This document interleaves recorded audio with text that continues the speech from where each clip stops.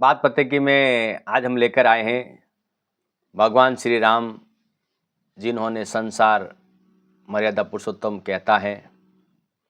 भगवान के अवतार होते हुए भी उन्होंने कभी अपने दिव्यत्व का अहंकार नहीं किया। उनका जीवन त्याग, धर्म, सत्य और मर्यादा का ऐसा उदाहरण है जिसकी तुलना आज भी संभव नहीं है। अयोध्या में राजा दशरथ और रानी कौशल्या के घर जन्मे श्री राम के साथ तीन भाई लक्ष्मण, भरत और शत्रुघ्न हमेशा धर्म की राह पर उनके सहायक बने। श्री राम ने माता अहिल्या को श्राप से मुक्त कर पुनः नारी रूप में प्रकट किया। सीता माता के स्वयंवर में भी उन्होंने गुरु विश्वामित्र की आज्ञा का पालन किया।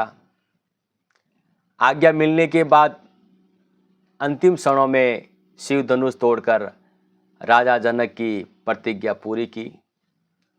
जब विवाह स्थिर लगन में तय हुआ तो देवताओं को चिंता हुई कि जिस कार्य के लिए विष्णु अवतार हुआ है वह कैसे पूरा होगा। इसीलिए देवताओं ने पृथ्वी की गति बदलकर शुभ घड़ी परिवर्तित की और काल चक्र अपनी दिशा में आगे बढ़ा।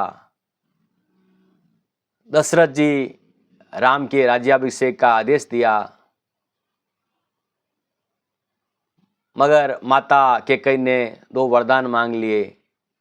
पहला, राम को 14 वर्ष का वनवास, दूसरा, भरत को अयोध्या का राजा बनाए।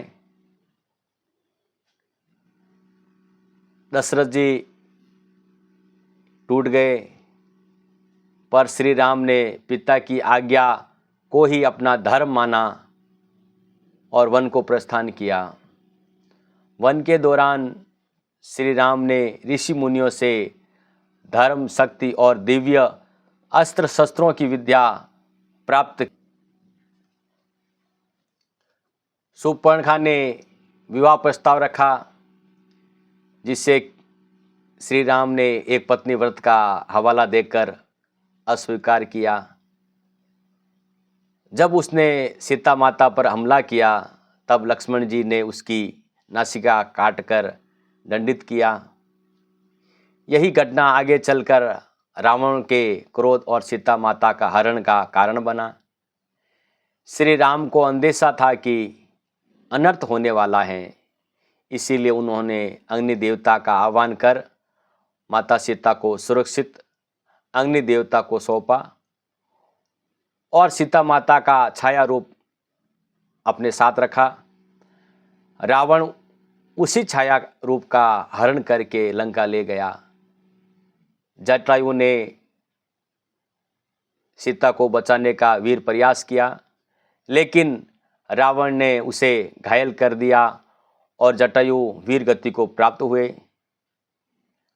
आगे चलकर श्री राम ने सबरी के जूठे बेर खाकर उनके प्रेम का सम्मान किया। सुग्रीव से मित्रता की और सुग्रीव की पत्नी को बाली के अत्याचार से मुक्त करवाया।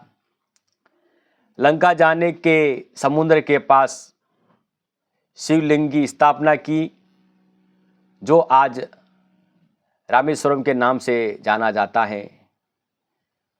नल और नील हनुमान जी की सहायता से राम सेतु का निर्माण हुआ। विभीषण को साथ लेकर धर्म की रक्षा के लिए श्री राम ने रावण का वध किया।